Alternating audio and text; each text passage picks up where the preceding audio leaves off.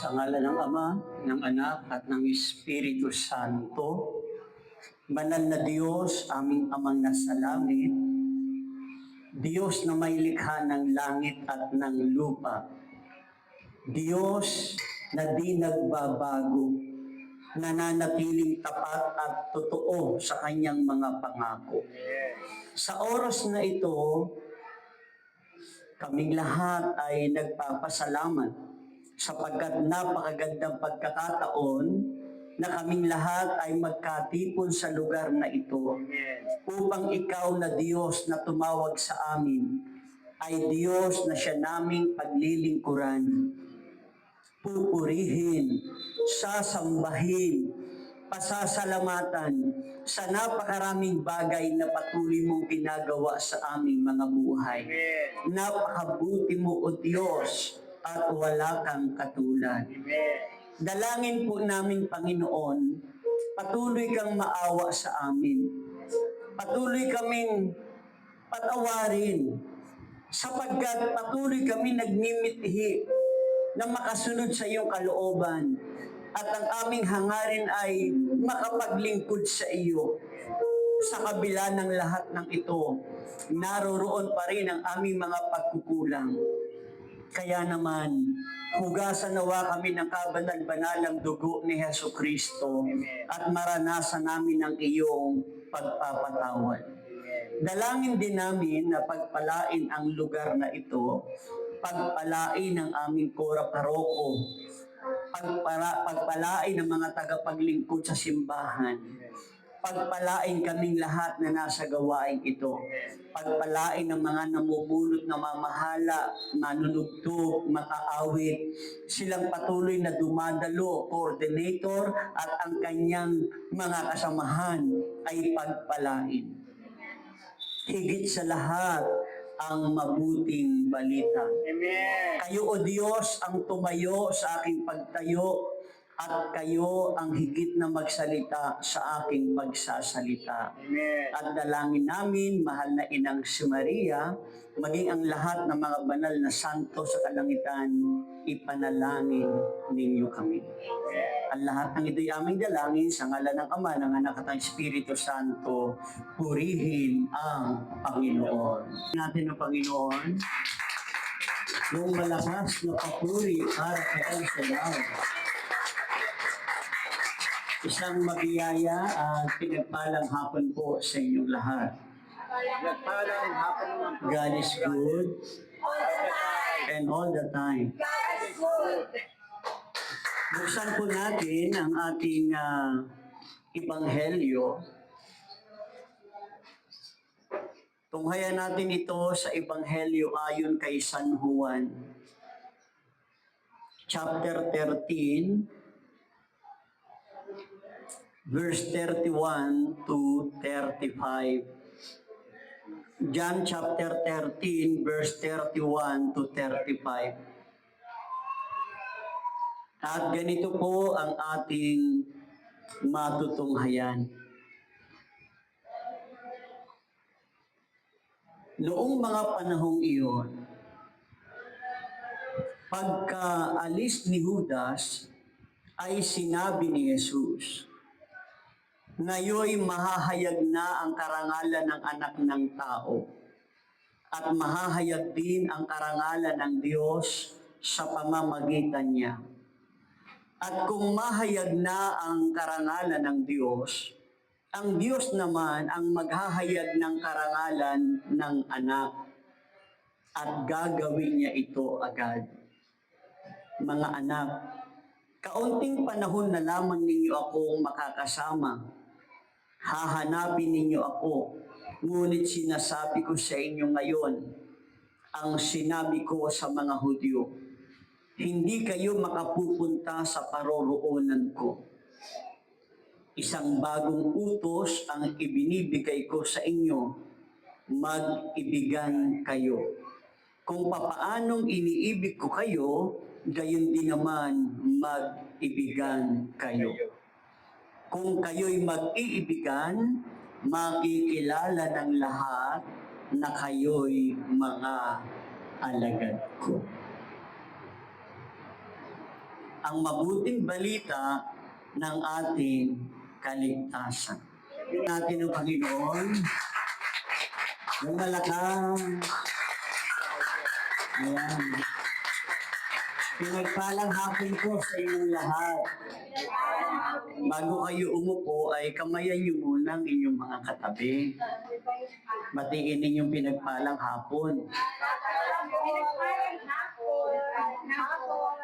At sa mga sandaling ito, makakaupo na tayo sa presensya ng Panginoon. Isang napakalaking biyaya na tayong lahat ay malakas pa. Amen. Amen? Amen.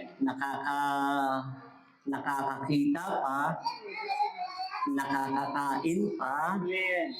Amen? Amen. Malakas pa ang mga tuhod. Amen? Amen. Mapalad pa tayo dahil kung saan-saan pa tayo nakakarating. Amen. Ayaw man natin sa hindi, darating din yung pagkakataon na hindi na rin tayo makakatayo. Ha? At di na rin natin kayang magbihis sa ating mga sarili. Kaya habang tayo'y malakas pa, at mayroon tayong biyayang makarating sa kanyang gawain, ito'y ating lubusin. Amen. Amen? Purihin natin ang Panginoon. Palakpakan natin ang Diyos, mga kapatid. Ang mensahe natin ngayon ay pinamagatan po natin itong Foundation for Serving God. Yun na ilagay ko doon sa record book ay The Glory of the Lord. So yun yung topic na ginawa ko nung kahapon. At iba naman yung topic na ginawa ko ngayon. Foundation for Serving God. Ang mensahe na ito mahalaga, pundasyon sa paglilingkod sa Diyos. Naniniwala naman tayo ang bahay, lalo na yung mga naglalakiyang building, ang katatagan niyan ay naandoon sa pundasyon. Kapag mahina ang pundasyon ng bahay, ng mga haligi ng building, babagsak ito. Tayo naman tao, ang pundasyon natin ay yung backbone. No, yung likod na yan, pati yung ating mga tuhod. Na kinakailangan ay mayroong matibay na kalagayan. Sa atin pong paglilingkod, ganon din naman. Upang tayo rito ay maging matatag, upang tayo dito ay magpatuloy sa paglilingkod, ay kinakailangan natin magkaroon ng pundasyon sa paglilingkod sa Diyos. Foundation for Serving God. Amen. Na makinig po tayo, ang mabuting balita na ating tinunghayan ngayon na siyang babasahin sa darating na linggo ayon sa Ebanghelyo ni San Juan, ang kabanatay 13, ang talatay 31 hanggang 35. Na makinig po tayo, ang mabuting balita na ating tinunghayan ay naglalaman ito ng mahahalagang aral para sa mga naglilingkod sa Panginoon sa panahon natin ngayon. Narito po yung mga hakbang at aral na maaaring makuha, no? O ating maintindihan mula rito na inilalapat naman sa konteksto ng paglilingkod sa ngayon. Ang pangunahing aral at hakbang na ating makikita dito ay ganito. Number 1, pagkilala sa kaluwalhatian sa paghihirap. Pakiulit po. Iyan sa paghihirap. Recognizing the glory in suffering. Ano yung ibig sabihin nito? Pagkilala sa kaluwalhatian sa paghihirap. Doon po sa paghihirap ng Panginoon, dapat makilala natin na hindi yung simpleng paghihirap, kundi paghihirap na naroroon ang kaluwalhatian. Ang pag-alis po ni Judas, ayon po sa ating tinunghayan, nung umalis siya, kasama ang Panginoon at ang kanyang mga alagad, nung araw ding iyon ay sumisimbolo sa pagtataksil at paghihirap at paghihirap na daranasin ng Panginoon. Amen. Yung pag-alis ni Judas. Sumisimbolo yun ng pagtataksil at paghihirap na daranasin ng Panginoon. Amen. Para po sa mga naglilingkod, makinig po tayo, ito po ay nagpapaalaala na ang paglilingkod ay hindi palaging madali. Amen. Hindi madali ang maglingkod. Maaaring may mga pagsubok, mayroon ding mga pagtataksil, at paghihirap na maaaring danasin ng marami sa atin. Ngunit sa gitna nito, nakakamit natin ang tunay na kaluwalhatian. Panginoon, gaano man kahirap at sakit ang ating dinaranas, kung ang ating ginagawa ay nakatuon sa paglilingkod, nahahayag ang kaluwalhatian ng Panginoon. Amen. Sabi po sa John chapter 12 verse 23 to 24, sinabi ni Jesus, dumating na ang oras upang parangalan ng anak ng tao. Tandaan ninyo, malibang mahulog sa lupa ang butil ng trigo at mamatay, mananatili itong nag-iisa. Ngunit kung mamatay, ito'y mamumunga ng marami. Amen. Tingnan niyo po ha, ang butil daw, pag bumagsak sa lupa at hindi iyan namatay, mananatili iyan na nag-iisa. Nakikinig po bang lahat? Amen. Tingnan niyo ha, yung butil o buto, pag bumagsak daw sa lupa iyan at hindi iyan namatay, mananatili iyan na nag-iisa. Amen. Ngunit kapag yan ay namatay, kasi lahat po ng buto, pagkatapos ng kamatayan may suway. Kaya makikita ninyo yung buto na mamatay, pero merong sumisibol na buhay. Amen. Si Hesus Kristo'y dumating sa ganitong kalagayan. Hindi dadami ang Kristyanismo, hindi dadami ang mga naniniwala sa simbahan at naglilingkod dito kung hindi dumating ang napakatinding kapighatian patungo sa kamatayan. Sapagkat nung dumating ang kamatayan, dumami naman ang kumikilala sa Diyos. Romans chapter 8 verse 18, sa ganang akin, ang mga pagtitiis sa kasalukuyan ay hindi maihahambing sa ihahayag na kaluwalhatiang sasa atin. Amen. Narinig niyo po yun sa ganang akin. Sabi ni Pablo sa mga taga-Roma, ang mga pagtitiis sa kasalukuyan na hindi maihahambing. O yung mga nangyayari daw dito, mga kapatid, hindi daw maihahambing yan sa kaluwalhatiang darating sa atin. Kaya yung dinaranas nating lahat, problema sa pamilya, naglilingkod ka, dumarating ka sa problema sa pinansyal, sakit at karamdaman, kalungkutan, kahirapan at anumang mga bagay na ating dinaranas, tandaan po natin, sa gitna ng lahat ng yan, hindi maiyahambing ang kaluwalhatiang darating. Amen. Kaya ang hakbang dito, tanggapin ang mga posibilidad ng paghihirap bilang bahagi ng paglilingkod at magtiwala sa Diyos sa gitna ng lahat na nangyayari. Amen. Amen po? Amen. Yun yung unang pundasyon. Dapat kilalanin natin, alamin natin ang katotohanan, naroroon ang kamatayan at paghihirap ng Panginoon, paghihirap at kamatayan, subalit nagdala ito ng kaluwalhatian. Ganon din naman ang lahat ng daranas ng kahirapan. Amen. Mamatay man tayo, may mga susunod pa rin na maglilingkod sa Diyos. Pero yung kahirapan natin, hindi maiyahambing sa kaluwalhatiang darating. Amen. Kaya ang aral dito, tanggapin natin ang posibilidad ng mga paghihirap bilang bahagi ng paglilingkod. Amen. Panginoon. Pangalawa, ang kahalagahan ng pag-ibig. Pag-ibig. Pangalawang pundasyon yan. Dapat alam natin na yung pag-ibig ay mahalaga. Ang kahalagahan ng pag-ibig. Pakiulit po. Ang kahalagahan ng pag-ibig. The importance of love. Ang utos ni Jesus na mag-ibigan kayo sa isa't isa ay ang pangunahing aral sa talatang ito. Ito po ay hindi basta damdamin lamang kundi isang aktibong pagpili na mahalin ang kapwa kahit na may pagkakaiba. Amen. Naintindihan niyo po? Amen.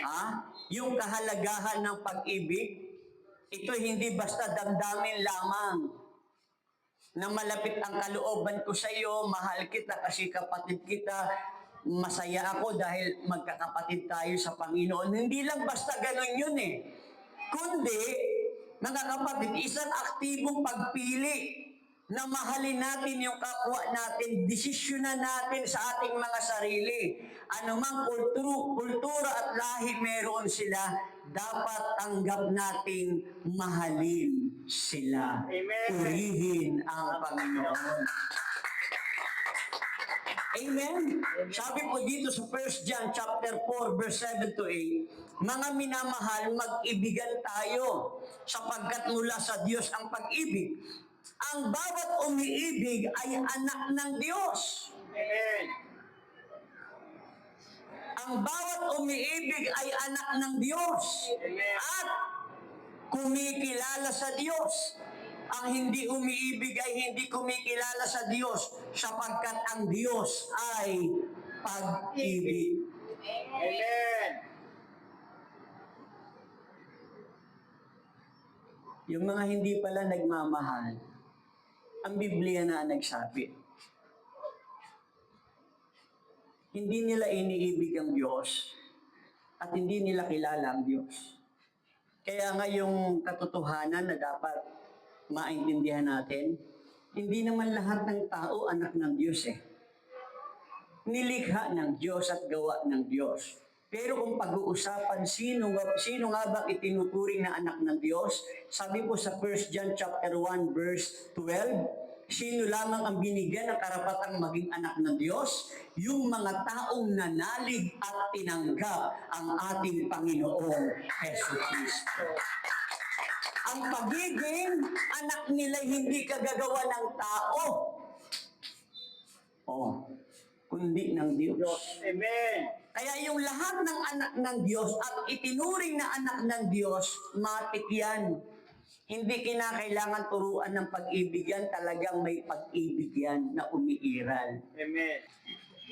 So ang hirap natin na gawin, yung talagang tunay na pagbabago. Sikapin mo na lang na maghari ang Diyos sa iyo. Amen. Sikapin mo, magdasal ka, magbasa ka ng Biblia, makinig ka ng salita ng Diyos, pumasok ka lagi sa banal na misa, ugaliin mo lang. Pag ikaw ay pinagharian ng Diyos, kahit hindi mo pilitin ang sarili mo na magbago ka, may Diyos na gagawa niyan sa buhay mo. Kaya itong pangalawang pundasyon ng paglilingkod sa Panginoon ay yung kahalagahan ng pag-ibig. Sino lamang ang may pag-ibig? Yung nagmamahal sa Diyos at kumikilala sa Diyos. Kaya ang pangunahing hakbang na dapat nating gawin, magsikap na ipakita, mga kapatid, yung ating mithiin na maglingkod tayo sa Diyos, maglingkod tayo sa kapwa. Amen po ba?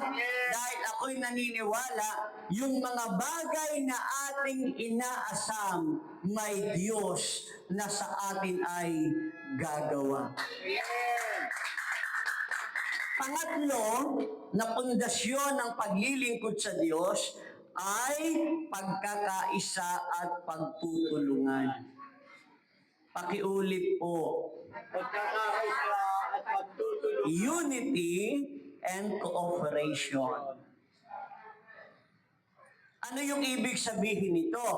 Ang pag-ibig na ito ay nagdudulot ng pagkakaisa, mga kapatid, sa gitna ng mga hamon.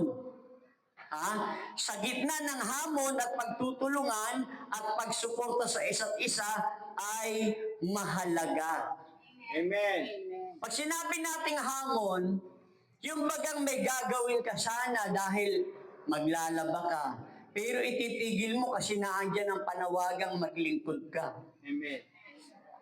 May oras pa naman. Kaya ang paglilingkod sa Diyos, ang pagsunod talaga sa Diyos, patungo sa pagkakaisa at pakikipagtulungan, ay kinakailangang iwanan mo ang sarili mong ambisyon. Amen. Hindi mangyayari ang pagkakaisa, hindi mangyayari ang ganap na pagtutulungan kung paiiralin natin ang ating mga sariling interes. Amen. Amen po ba? Amen. Ang sabi dito sa John chapter 17 verse 20 to 23, hindi lamang sila ang idinadalangin ko, kundi pati ang mga mananalig sa akin dahil sa kanilang pahayag.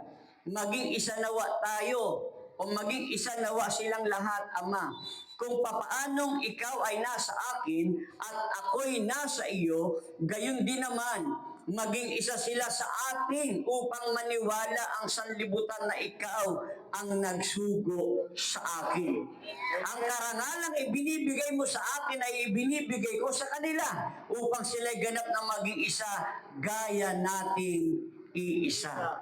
Ako'y nasa kanila at ikaw ay nasa akin upang lubusan silang maging isa at sa gayoy makikilala ng sanlibutan na sinugo mo ako at sila'y iniibig mo katulad ng pag-ibig mo sa akin. Purihin ang Panginoon. Amen? Amen. Kaya napakahalaga yung tayo ay nagkakaroon talaga ng pagkakaisa at pagtutulungan. Amen. Tandaan po natin, ang Diyos ay naroroon sa mga nagkakaisa dahil ang Diyos ay kaisa na nagkakaisa. Amen. Amen? Amen. Kaya ang pangunahing hakbang sa mensahe ng pangatlong pundasyon, magsikap na magkaroon ng pagkakaisa at pagtulungan o pagtutulungan sa kapwa naglilingkod at iwasan ang dibisyon at alihan. Tapikin mo ang iyong katabi. Sabi mo sa kanya, narinig mo yon. Narinig mo yun? Hindi tayo magiging matatag na maglingkod sa Diyos kung yung pagtutulungan natin wala. Yung pagkakaisa natin wala.